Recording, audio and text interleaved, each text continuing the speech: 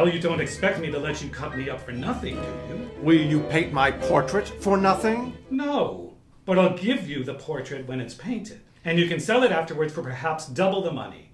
But I can't sell my nuciform sack when you've cut it out. Ridgeon, did you ever hear anything like this? Well, you can keep your nuciform sac and your tubercular lung and your diseased brain. I have done with you.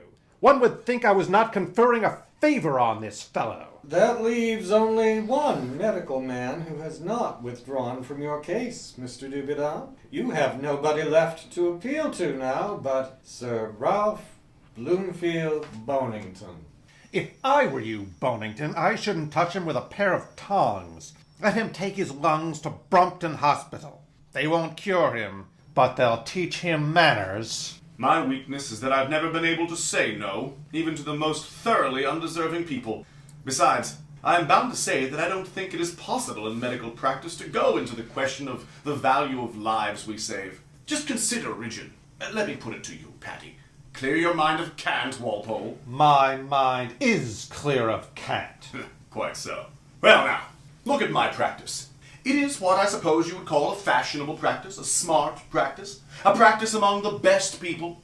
You asked me to go into the question of whether my patients are of any use either to themselves or to anyone else. Well, if you apply any scientific test known to me, you will achieve a reductio ad absurdum. You will be driven to the conclusion that the majority of them would be, as my friend Mr. J.M. Barrie has tersely phrased it, better dead. Better dead. There are exceptions, no doubt.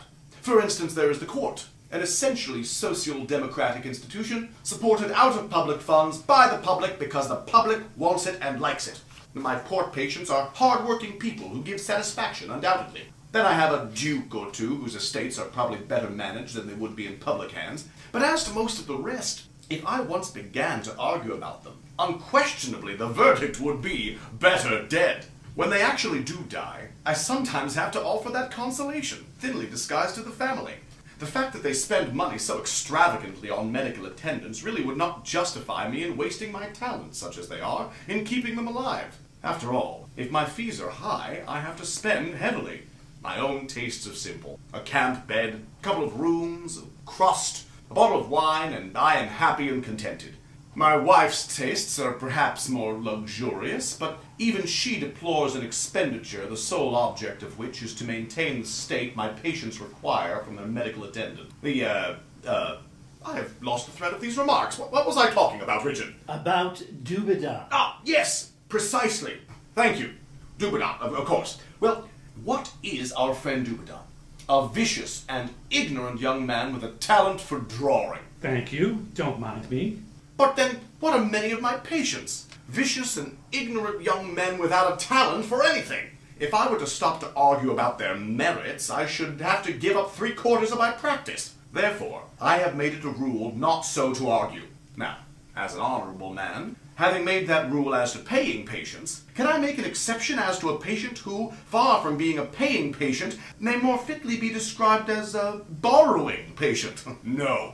I say no. Mr. Dubedat, your moral character is nothing to me. I look at you from a purely scientific point of view. To me, you are simply a field of battle in which an invading army of tubercle bacilli struggles with a patriotic force of phagocytes. Having made a promise to your wife, which my principles will not allow me to break, to stimulate those phagocytes, I will stimulate them, and I will take no further responsibility. Well, Mr. Dubedat, as Sir Ralph has very kindly offered to take charge of your case, and as the 2 minutes I promised you are up, I must ask you to excuse me. Sir Patrick rises. Oh, certainly.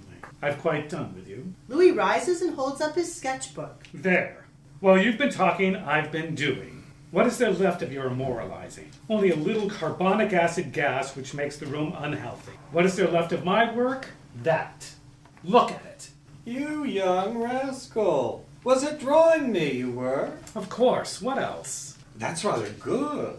Don't you think so? Yes. So good that I should like to have it. Thank you, but I should like to have it myself. What do you think, Walpole? No, by Jove, I must have this. I wish I could afford to give it to you, Sir Patrick, but I'd pay 5 guineas sooner than part with it. Oh, for that matter, I will give you 6 for 10. it. I think Sir Patrick is morally entitled to it, as he sat for it. May I send it to your house, Sir Patrick, for 12 guineas? 12 guineas? Not if you were president of the Royal Academy, young man. Would you like to take it for 12, Sir Ralph? For 12 guineas? Well, thank you. I'll take it at that. Bonington takes it and presents it to Sir Patrick. Accept it from me, Paddy, and may you long be spared to contemplate it. Thank you. I needn't settle with you now, Mr. Dubedat. My fees will come to more than that. Well, of all the mean... I'd let myself be shot sooner than do a thing like that. I consider you've stolen my drawing. So we've converted you to a belief in morality after all, eh? I'll do another one for you, Walpole, if you'll let me have the 10 you promised. Very good. I'll pay on delivery. Oh, what do you take me for? Have you no confidence in my honor? None whatsoever. Oh, well, of course, if you feel that way, you can't help it. Before you go, Sir Patrick, let me fetch Jennifer. I know she'd like to see you, if you don't mind. And now, before she comes in, one word. You've all been talking here pretty freely about me, in my own house, too. I don't mind that. I'm a man and can take care of myself. But when Jennifer comes in, please remember that she's a lady, and that you are supposed to be gentlemen. Louis goes out. Well, Walpole gives the situation up as indescribable and goes for his hat. Damn his impudence. I shouldn't be at all surprised to learn he's well connected. Whenever I meet dignity and self-possession without any discoverable basis, I diagnose good family. Diagnose artistic genius, Bonington. That's what saves his self-respect. The world is made like that. The decent fellows are always being lectured and put out of countenance by the snobs. I am not out of countenance.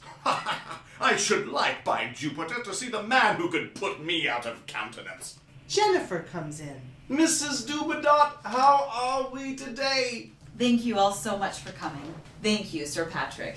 Oh, life has been worth living since I have known you. Since Richmond, I have not known a moment's fear, and it used to be nothing but fear. Won't you sit down and tell me the result of the consultation? I'll go if you don't mind, Mrs. Dubedat. I have an appointment. Before I go, let me say I am quite agreed with my colleagues here as to the character of the case. As to the cause and the remedy, that's not my business. I'm only a surgeon, and these gentlemen are physicians and will advise you. I may have my own views. In fact, I have them, and they are perfectly well known to my colleagues. If I am needed, and needed I shall be finally, they know where to find me, and I am always at your service. So, for today, goodbye. Walpole goes out, leaving Jennifer much puzzled by his unexpected withdrawal and formal manner. I also will ask you to excuse me, Mrs. Dubedat. Are you going?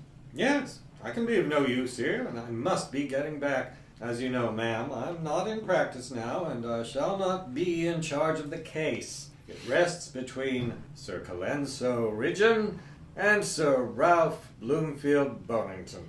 They know my opinion. Good afternoon to you, ma'am. Sir Patrick bows and makes for the door. There's nothing wrong, is there? You don't think Louis is worse, do you? No, he's not worse. Just the same as at Richmond. Oh, thank you. You frightened me. Excuse me. Don't mention it, ma'am. Sir Patrick goes out.